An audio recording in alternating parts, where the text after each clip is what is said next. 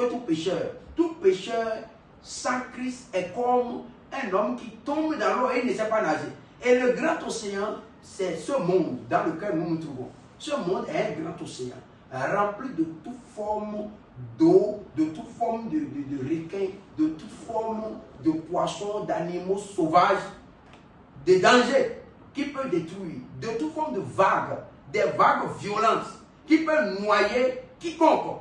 Et le seul nageur, maître nageur dans cet océan s'appelle Jésus-Christ. C'est lui seul. Quand nous regardons depuis Adam jusqu'au jour d'aujourd'hui, le seul qui a, le premier Adam, je vais dire bien sûr, le seul qui a pu nager au-dessus de tout cet océan sans se noyer, l'océan du péché, l'océan du monde, sans se faire noyer, s'appelle Jésus-Christ. C'est lui seul. C'est pourquoi la Bible dit que lui, il a été tenté en toutes choses, mais il n'a jamais commis de péché. Ça veut dire quoi? Les vagues, c'est normal, quand quelqu'un tombe dans l'eau, qu'il sache nager ou qu'il ne sache pas nager, les vagues vont le toucher.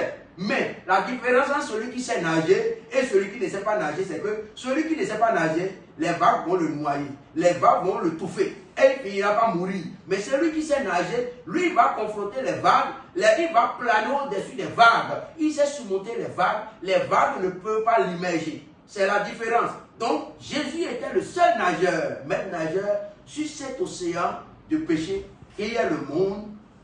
Et c'est lui seul. Quand bien même les vagues de péché, des tentations, tout ça là arrivait, ces vagues n'ont pu rien lui faire.